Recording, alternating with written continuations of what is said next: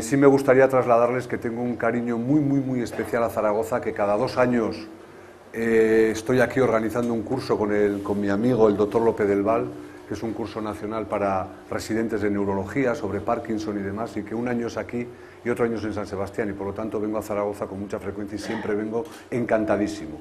Muchísimas gracias a todos por estar aquí. Bueno, yo les voy a intentar transmitir una serie de ideas sobre la influencia que tiene el alimento, la alimentación en el cerebro, en la función cerebral, desde 2 perspectivas. La primera es para que funcionemos en el día a día y la segunda es para intentar mejorar nuestro riesgo de sufrir enfermedades en el futuro. Estas son las 2 ideas básicas. El cerebro, su función básica es procesar estímulos externos y a partir de ese procesamiento que se desarrolla aquí dentro de esta caja negra de la que cada vez vamos sabiendo más, acabar desarrollando una serie de conductas y una actividad mental, cuyo objetivo último es el de la supervivencia y la reproducción, que es dejarse de historias. Al final, todo lo que hacemos es pensando en nuestra supervivencia y en transmitir nuestros genes a las generaciones venideras. Pero hay otro aspecto importantísimo de la actividad cerebral humana, que es la generación de la cultura. La gastronomía es una expresión de la cultura, la alimentación es una expresión de la cultura, y esta cultura, curiosamente, impacta sobre el cerebro y modifica nuestras conductas y nuestra actividad mental, en un círculo vicioso que es realmente fantástico. Y el cerebro se construye a partir de la interacción entre genes y ambiente. Por lo tanto, no estamos destinados a nada, somos dueños de nuestro destino. Es verdad que nuestra información genética nos marca mucho, pero no todo. Hay cosas que están en nuestra mano. Realmente, ¿por qué le damos tantísima importancia a nuestro cerebro? Bueno, pues por una razón básica. Gracias a la actividad que desarrolla nuestro cerebro, esto es lo que más nos diferencia de los animales. Aunque bueno, uno ve fotos y realmente no hay tantas diferencias, ¿no? Realmente lo más divertido de esta secuencia de fotos es esta de aquí, en la que dice, el autor dice: siento no haber encontrado una foto de un mono haciendo este gesto. Vamos, básicamente eso. Pero bueno, bromas aparte, la gran trascendencia del cerebro es que nos hace diferentes de los animales. ¿Cómo funciona el cerebro? El cerebro en realidad es lo menos poético que hay, Tiene el tamaño de un coco, la forma de una nuez, el color del hígado sin cocer y la consistencia de la mantequilla fría. Entonces la pregunta es una masa de grasa de kilo y medio que consume el 20% de energía del organismo y funciona como un sistema electroquímico. Y como dice Woody Allen, es el segundo órgano favorito del organismo. La pregunta es, ¿cómo puede algo así generar arte, poesía, fe, amor, odio? Pues voy a intentar explicarles, no cómo funciona el cerebro, porque nos meteríamos en un lío importante, pero sí transmitirles que esta estructura de escasamente kilo y medio supone menos del 5% del peso del organismo, consume el 20% de energía. Consume el 20% de energía. Y esto es así para que esas 1.000 millones de neuronas que hay contenidas en 1 milímetro cuadrado de nuestro cerebro, esos 100.000 millones de neuronas se compondrían todo el cerebro, cada una de ellas realizando entre 100 y 100.000 conexiones. La media sería 10.000 conexiones. Hay más neuronas en el cerebro que estrellas hay en la galaxia. Es el órgano más fascinante y la catedral de la complejidad, como dijo un físico. Y además una cosa importante, es una estructura cambiante, dinámica. Su cerebro, al salir de esta conferencia, será distinto del cerebro que entró en esta conferencia. Habrán surgido nuevas conexiones neuronales y otras habrán desaparecido. Y esto es el cerebro, y esta es una grandísima actividad que supone un consumo del 20% de la energía de todo el organismo. Por eso es importante comer y por eso es importante dormir. Por ejemplo, hoy en día cada vez hay más datos que dicen que una de las principales funciones del sueño es enfriar el cerebro. Necesitamos enfriar el cerebro. Yo esto me acuerdo que lo comenté una vez en casa y desde entonces mi hijo, cuando le echo las broncas porque no estudia suficiente, me dice: ahí está, pero si tú dices que eso se enfría se calienta el cerebro y que eso no es bueno. Digo, ya, pero bueno, hay que estudiar un poquito más. ¿De dónde sacamos este 20% de energía? De lo que comemos. Fundamentalmente el combustible es la glucosa. la glucosa que está contenida en los alimentos. Pero en el cerebro, además de esa energía, es muy importante también el aporte de otras sustancias, las proteínas, los ácidos grasos. ¿Por qué? Para la formación del cerebro. El cerebro es un órgano muy rico en grasas, pero en un tipo de grasas determinadas. Y estas también provienen, muchas de ellas, de la alimentación, para que los nervios tengan una vaina de mielina correcta, que es grasa pura. Todo esto también viene de los alimentos. Entonces, este es el primer punto. Pero el segundo punto, y en el que más me voy a centrar, porque realmente esto nos viene dado, es decir, todos comemos cuando nos baja el azúcar, porque además nos pide el cuerpo comer, y todos comemos grasas y comemos de todo, y el cerebro ya se nos ha desarrollado todo lo que se nos tenía que desarrollar, por decirlo de alguna manera, aunque siempre vamos a poder cambiarlo. Pero por eso me voy a centrar sobre todo en la segunda parte, que es en intentar mejorar nuestro riesgo, disminuir nuestro riesgo de sufrir determinadas enfermedades, sobre todo las enfermedades neurodegenerativas. Fíjense que las enfermedades neurológicas suponen un coste altísimo para la población. Aproximadamente 127 millones de europeos van a estar afectadas en algún momento de su vida por alguna enfermedad del cerebro. Y esto, el coste, es el equivalente a la construcción de 25 canales o túneles del Canal de la Mancha. Y entre estas enfermedades tenemos el Alzheimer, con un coste de 55 billones de euros anual y una afectación de 5 millones de personas, o la enfermedad de Parkinson, que está por aquí, con 1.200.000 europeos afectados, un coste de 11 billones de euros aproximadamente.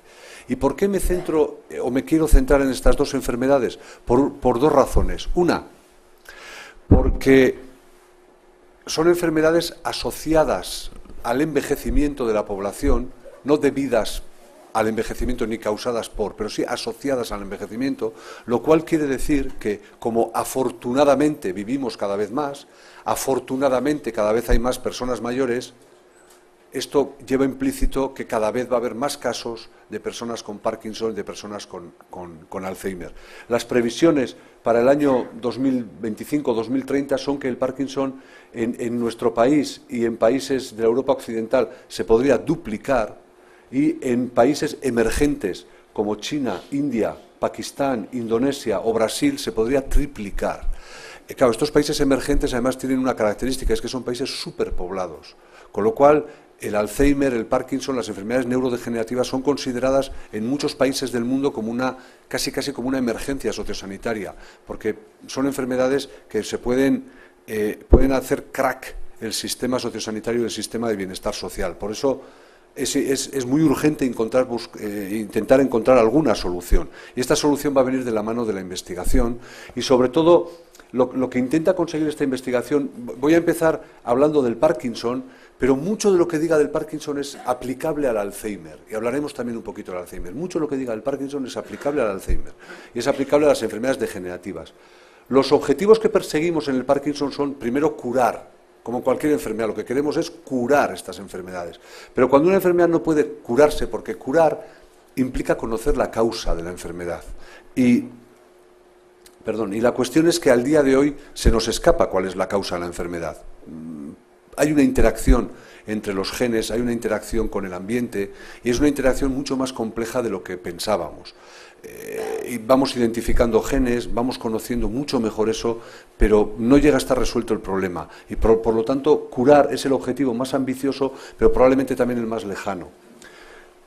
El siguiente escalón es la prevención. ¿Podemos hacer algo por prevenir estas enfermedades? Pues yo diría que al menos algo de lo que se puede hacer para prevenir está en nuestras manos. Y eso es lo que tenemos que intentar fortalecer. Y eso es lo que les voy a intentar comentar ahora. Un factor de lo que está en nuestras manos, que sería el estilo de vida en general, es la alimentación. Y les voy a hablar de qué datos hay sobre cómo impacta la alimentación en el riesgo de tener un Parkinson, si existen alimentos que pueden ejercer un efecto protector sobre las neuronas y hacer que el proceso degenerativo vaya más lento, si hay algunos alimentos que puedan modificar el pronóstico a medio plazo de la enfermedad de Parkinson, o si incluso hay algunos alimentos que pueden mejorar los síntomas del Parkinson. Y muchas veces, al final, cómo podemos conseguir que la alimentación sea más segura. Volveremos sobre esto. Vamos a empezar con el riesgo del Parkinson. Bueno, el riesgo del Parkinson, les decía que la enfermedad de Parkinson probablemente sea una interacción de ciertos factores genéticos y ciertos factores que están en el ambiente, que se desconocen. Los estudios epidemiológicos, los estudios que se hacen en la población para intentar conocer los riesgos, nos dicen varias cosas. Por ejemplo, que parece que la exposición a pesticidas, herbicidas o metales pesados puede aumentar el riesgo de tener Parkinson. Entonces uno diría, hombre, pues esto quiere decir que el Parkinson tiene que ser mucho más frecuente en profesiones, por ejemplo, relacionadas con la agricultura, que están en contacto con pesticidas y demás. Bueno, las profesiones de más riesgo, donde más casos de Parkinson hay, son médicos, abogados y dentistas. No tiene nada que ver lo uno con lo otro. Entonces, pero es un dato que sistemáticamente aparece en los estudios epidemiológicos. Parece que la exposición a pesticidas aumenta el riesgo de Parkinson, pero no se sabe cuál es el mecanismo. Y desde luego no van a ser esos pesticidas que se utilizan para las frutas y demás, sino que puede ser otra cosa. Lo que también sale en todos los estudios es que el consumo de tabaco disminuye el riesgo de tener Parkinson. Hay muchos médicos que dicen eso es porque quien fuma casca antes, entonces no le da tiempo a desarrollar Parkinson. Bueno, pero sí que es verdad que sale, y esto ha dado lugar a líneas de investigación muy interesantes, porque dentro de las sustancias que hay en el tabaco está la nicotina, y quizás yendo por esa vía podamos encontrar algo que explique por qué los fumadores tienen menor riesgo de desarrollar Parkinson. El segundo punto es el café y el té, sobre todo el té verde. Parece que un consumo muy moderado de café disminuye el riesgo de tener Parkinson, muy moderado, una taza al día. Y aquí voy a hacer un inciso para hablar sobre algunos de los mitos que hay con ciertos alimentos y el funcionamiento del cerebro. Por ejemplo, el sábado pasado, el domingo era, no me acuerdo, estaba desayunando en casa una taza de café y oía en la radio una noticia con un investigador que habían descubierto que en el café había una sustancia, si digo furano, no, por ahí es el nombre, furano, no me acuerdo ahora el nombre, que era una sustancia cancerígena. Joder, casi me atraganto. Digo, ostras, Pedrín. Claro, ¿qué es lo que sucede? Que para que realmente esa sustancia tenga un poder cancerígeno habría que consumir del orden de 30 o 40 cafés al día. Y les aseguro que alguien se muere de alguna otra cosa antes de contraer un cáncer si uno toma 30 o 40 cafés al día. Es decir, habría que consumir muchísima cantidad de café. Lo mismo sucede cuando se dice que, por ejemplo, el chocolate, que es rico en feniletilamina, puede sustituir, es el equivalente del amor.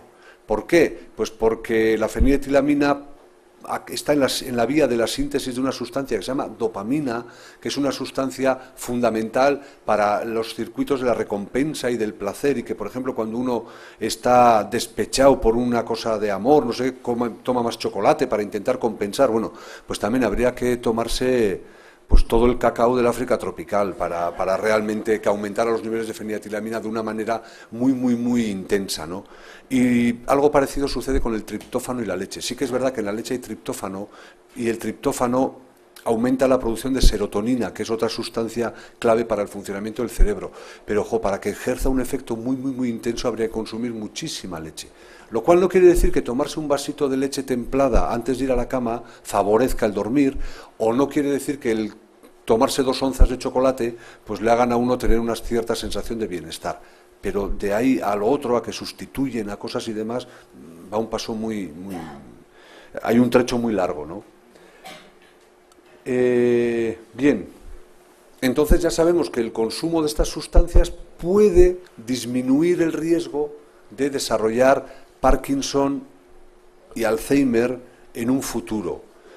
Hablaré un poquito más adelante, entraré más en detalle con el tema de la dieta mediterránea, cuando vayamos a concretar, porque en el fondo lo que sí está clarísimo es que el consumo de una dieta mediterránea reduce el riesgo de sufrir estas enfermedades. Y cada vez hay datos, además en estudios con 150.000 personas, con estudios de gran peso, de gran valor científico, ¿no? El alcohol está puesto ahí. El alcohol no se ha visto que tenga ninguna relación con el Parkinson, pero el alcohol, el consumo de dosis altas de alcohol ejerce un efecto muy negativo sobre las neuronas porque destruye neuronas en el hipocampo, que es una estructura vital para formar nuevas neuronas, y también porque produce un daño muy fuerte a las arterias, y esto empeora la salud cardiovascular, y esto acaba facilitando el que aparezcan infartos cerebrales o hemorragias en el cerebro, y esto es negativísimo para la salud cerebral en general y para el riesgo de sufrir Parkinson y Alzheimer. Por lo tanto, un vasito de vino al día es uno o dos, uno con la comida, uno con la cena, es lo recomendado por la OMS, porque puede tener efectos positivos entonces para el corazón. Y esto es lo que se llamaba la paradoja francesa. Es decir, la paradoja francesa es que cuando empezaron a estudiar el valor de la dieta mediterránea, decían, hombre, pero si Francia hay un montón de infartos de miocardio, ¿y esto cómo se explica? Pues se explicaba porque los franceses consumían dieta mediterránea, pero eran consumidores muy ávidos de carnes rojas y quesos frescos.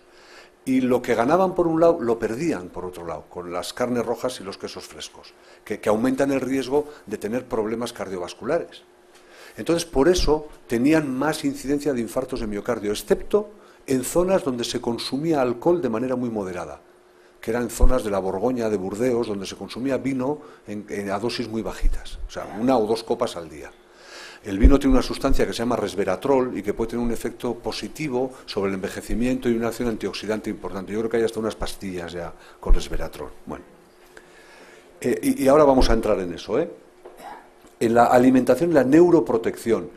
¿Pueden los alimentos, es decir, una vez que ya ha ocurrido, que está ocurriendo ya un Parkinson, ¿pueden los alimentos influir algo en la enfermedad de Parkinson? Pues miren, pueden influir algo desde el punto de vista de la neuroprotección. ¿Por qué? Por estas dos vías. Una, proteger a las neuronas se puede hacer de una manera, que es intentar evitar que las neuronas mueran y degeneren. Entonces la pregunta clave es, ¿y por qué mueren las neuronas en el Parkinson? ¿Por qué mecanismos? Pues uno de los mecanismos más importantes es que esta estructura de aquí, que es la mitocondria, que es una estructura que todos tenemos dentro de las células y que es como la fábrica de energía que tenemos dentro de las células, está sometida a un estrés muy alto en las neuronas de personas con Parkinson y también en las neuronas de personas con Alzheimer. Y esto es lo que se llama el estrés oxidativo. Y hay sustancias que disminuyen el estrés oxidativo. Estas sustancias son, por ejemplo, las nueces. Las nueces porque son ricas en vitamina E y en otros antioxidantes. Pero las nueces también sucede lo mismo con los flavonoides. Los flavonoides son moléculas que lo que hacen es dar el color a las frutas y a las hortalizas. Por lo tanto, fíjense, estamos hablando ya de frutas, hortalizas, nueces, que son buenas para el cerebro. ¿Por qué? Porque son ricas en antioxidantes. Lo mismo podríamos decir del pescado, que tiene el ácido omega 3, que también es un potente antioxidante. Y del resveratrol, que en pequeñas cantidades está en el vino tinto. Por lo tanto, ya estamos hablando de estas cosas y si uno mira la mano dice, coño, dieta mediterránea. Y efectivamente, con el aceite de oliva virgen, eso es la dieta mediterránea. Y la dieta mediterránea es patrimonio de la humanidad y tiene un poder antioxidante altísimo. Y no tenemos perdón de Dios de que en nuestro país el índice de obesidad se esté duplicando y triplicando, y todo esto además viene desde la escuela, desde la más tierna infancia. Entonces hay que educar a los niños desde pequeños en consumo de dieta mediterránea, porque les estamos haciendo un favor enorme para evitar la obesidad, para mejorar su salud cardiovascular y para mejorar su salud cerebral también. Y la otra vía por la que se puede ejercer un efecto protector sobre el cerebro es actuando sobre la neurogénesis. ¿Qué es esta palabrota? Bueno, pues les intento explicar un poco. Santiago Ramón y Cajal, de Pitillas, de Pitilla de Aragón, aragonés universal, es el padre de la neurociencia moderna. Todo lo que dijo Cajal es cierto, pero afortunadamente se equivocó en una cosa. Cajal dijo que las neuronas no tenían capacidad de regenerarse. No había capacidad de regenerar el cerebro, así como el hígado puede regenerarse, la sangre se regenera constantemente, la piel, el pelo se regenera.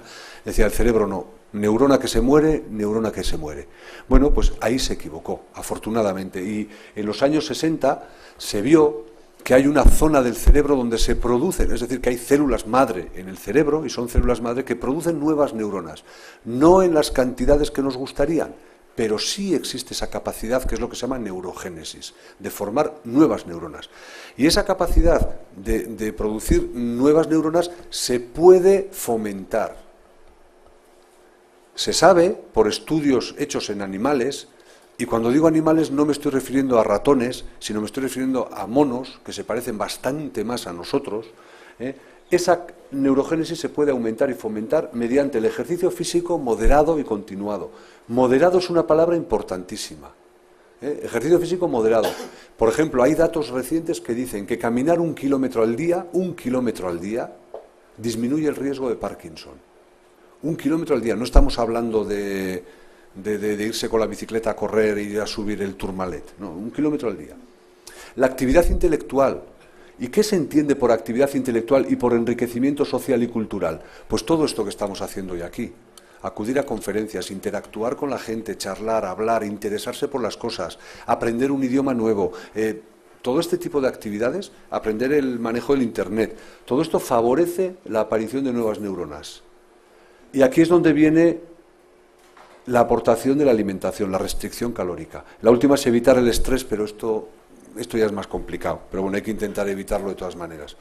Las dietas de restricción calóricas se ha demostrado en monos que aumentan, es decir, cuando a un mono que está parkinsonizado con una sustancia que se llama MPTP y tiene los mismos síntomas que una persona con Parkinson, si a ese mono se le alimenta con una dieta normal o con una dieta de restricción calórica, su comportamiento es muy diferente. Cuando están alimentados con una dieta de restricción calórica, su Parkinson mejora más. Y además producen mucho más de una sustancia que se llama GDNF, que es un factor trófico, que es el factor trófico, por decirlo de una manera muy simple, es el alimento para las neuronas. Y el GDNF es un alimento, curiosamente, para las neuronas dopaminérgicas, que son las que fallan en el Parkinson. Por lo tanto, las dietas de restricción calórica pueden mejorar los síntomas del Parkinson y lo hacen a través de que aumenta la producción de esta sustancia. Estas dietas tienen una pega, se están probando ya en humanos, hay un estudio en Estados Unidos en marcha en humanos, pero son dietas tremendas, son de consumo de calorías muy bajas. 1.400, 1.200 calorías, que es muy poquita cantidad, es decir, hay que estar muy delgado. La pregunta es si merece la pena todo ese sacrificio y el estar delgado, o si eso tendrá alguna contrapartida negativa. Esto es lo que no se sabe en humanos, en animales parece que no, pero habrá que ver qué es lo que pasa en humanos. Pero es una nueva manera de decir que la alimentación puede influir en el funcionamiento del cerebro, en este caso en la producción de nuevas neuronas. El tercer punto era que una correcta alimentación puede cambiar el pronóstico del Parkinson, del Alzheimer y de otras enfermedades, por un mecanismo indirecto, pero que es muy importante, que es evitar lesiones vasculares. Si una persona con un Parkinson o con un Alzheimer además tiene infartos cerebrales, su Parkinson y su Alzheimer van a estar mucho peor, sin ninguna duda. Por lo tanto, hay que evitar el tener lesiones vasculares. Y aquí es donde entra el papel de la dieta mediterránea. Y la dieta mediterránea mejora la salud cerebral por todos estos mecanismos. Disminuye el riesgo de sufrir Alzheimer y Parkinson, disminuye el riesgo de sufrir enfermedades cardiovasculares, disminuye el riesgo de obesidad. Y todo esto es bueno para el cerebro al final, a la postre. La dieta mediterránea ya hemos dicho en qué consiste: aceite virgen de oliva, pescado omega 3, las frutas, verduras, hortalizas, las legumbres y el vino tinto sin pasarse, porque es rico en resveratrol. Esto sucede mucho en farmacología y en la vida, Las cosas son buenas a un determinado nivel y si uno se pasa tiene un efecto deletéreo, o sea que esto hay que tener cuidado. Lo mismo pasa con el ejercicio físico. Hay un dato reciente que ejercicio físico muy intenso, o sea, poner el corazón a 200 a la hora de manera muy continuada, te puede generar más problemas que beneficios. Les decía que había estudios que lo avalaban. Hay estudios, mire, el de los profesionales de la salud a mí me parece muy concluyente. 130.000 personas incluidas desde el año 84. Eran enfermeras, médicos, celadores, gente que trabajaba en hospitales en Estados Unidos. Identificaron 508 casos nuevos de enfermedad de Parkinson. Lo que analizaron fueron el patrón de dietas. Y había unos que seguían un patrón de dietas que ellos llaman prudente, que en el fondo es la dieta mediterránea, y otros más dieta occidental, en este caso americana, más carnes rojas, en fin. el riesgo de Parkinson estaba reducido en seguidores del patrón prudente. Y a partir de aquí empezaron a indagar mucho más en la dieta mediterránea, el valor de la dieta mediterránea, y han salido varios estudios, la mayoría de ellos promovidos por un epidemiólogo griego que vive en Estados Unidos, que es Skármeta, y en el que han visto, pues han confirmado estos resultados. ¿Cómo podríamos unir esto con el Alzheimer? Pues se lo comento brevemente. Bueno, este es Alois Alzheimer y esta es la primera paciente en la que se describió su enfermedad en el año 1906. Les decía al principio una cosa, que el Parkinson y el Alzheimer son enfermedades asociadas al envejecimiento, pero no causadas por el envejecimiento, porque enseguida uno tiene la tentación de pensar, esto quiere decir que cuando lleguemos a los 90 años todos vamos a tener Parkinson y Alzheimer. Pues no. En el mundo hay cerca de 200.000 personas con más de 110 años y yo les quiero contar la historia de esta persona de aquí, que es Rita Levi Montalcini. Esta es la persona que en el año 47, además tuvo una historia detrás de persecución en la época de los nazis, etcétera, etcétera, porque ella es de origen judío. En el año 47 describió el factor neurotrófico cerebral. Le dieron el Nobel. Hoy tiene me parece que acaba de cumplir 102 años y estoy seguro que o está dando una conferencia o está preparando una conferencia, seguro. Su objetivo ahora, ha creado una fundación y su objetivo es formar mujeres científicas en África para que puedan desarrollar luego su labor en países africanos para que puedan trabajar ahí. Entonces esta es una mujer que tiene una salud cerebral perfecta con 102 años y lo mismo podríamos decir de Sánchez Albornoz, de Levi Strauss, de Ayala y de muchísima otra gente, ¿no? Y esto se puede deber a una cosa que se llama la reserva cognitiva. Y estamos hablando de la reserva cognitiva a lo largo de la charla. La reserva cognitiva, un amigo nuestro, un neurólogo español de Ferrol, pero que está en Vancouver, hizo un estudio con un metaanálisis de 40 estudios y demostró que incrementar la reserva cognitiva en un 5% disminuye la incidencia de Alzheimer en un 34%. Ostras, esto son palabras mayores. ¿Y qué es esto la reserva cognitiva? Bueno, pues la reserva cognitiva es la capacidad que todos tenemos en nuestro cerebro de optimizarlo al máximo. Les voy a poner un ejemplo que lo van a entender enseguida. Imagínense a Arnold Schwarzenegger, todos conocen a Arnold Schwarzenegger, ¿no? Pues si Arnold Schwarzenegger y yo contraemos a la vez una enfermedad que afecte a la musculatura, yo me quedaré flaquito mucho antes que él. ¿Por qué? Pues porque él tiene una reserva muscular muchísimo más intensa que la que yo tengo. Pues esto aplicado a la reserva cognitiva, a la capacidad del cerebro, es exactamente lo mismo. Y esta reserva cognitiva depende de dos factores. Una, que era la neurogénesis, la que yo les comentaba antes, la capacidad de crear nuevas neuronas. Y dos, a este fenómeno que se llama la plasticidad neuronal, que, dicho de una manera muy breve, es la capacidad del cerebro para adaptarse a nuevas situaciones y que puede ser adaptativa o compensadora, y aquí entra la memoria, el aprendizaje o la recuperación que muchas personas tienen después de haber sufrido una lesión cerebral. Y luego hay una aberrante que no vamos a entrar. Pero, por ponerles un ejemplo que van a entender enseguida, es un ejemplo muy gráfico. La capacidad de aprender, la capacidad de recordar, está en unas estructuras que se llaman las sinapsis y los botones sinápticos, que esto es una neurona. Aquí está el cuerpo neuronal y de aquí salen las dendritas, que son las que reciben informaciones de otras neuronas, y el axón que transmite la información. Pues aquí hay unos salientes que son los botones sinápticos, ya ven estos salientes, eso está a más aumento hecho, ¿no? Bueno, pues esta es una neurona de la corteza cerebral de una rata que ha sido criada en un ambiente empobrecido, con oscuridad, en una jaula en la que prácticamente tenía contacto con otras ratas, en la que no tenía ni la ruedita esa para dar vueltas, y alimentada como les daba la gana. Y fíjense, la misma neurona de la misma rata, después de estar una temporada en una jaula totalmente mucho más estimulada, ¿no? Una jaula en la que podía hacer ejercicio físico, en la que había cosas de diferentes colores, tenía estimulación visual, estimulación auditiva, estimulación física.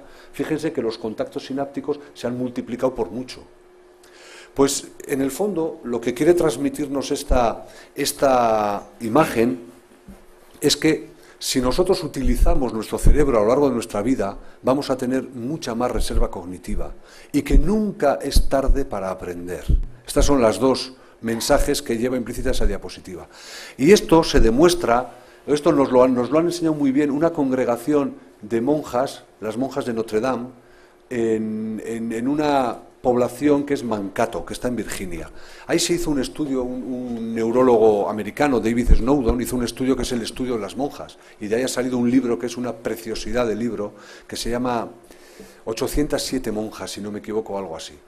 ¿Qué es lo que hizo? Esta congregación tiene una particularidad, que es que guardan todos, obligan a las hermanas, cuando van a entrar, con 15 y 16 años, tienen que hacer un diario. Y escriben sus sensaciones, van escribiendo en el diario, y todo esto se conserva durante años.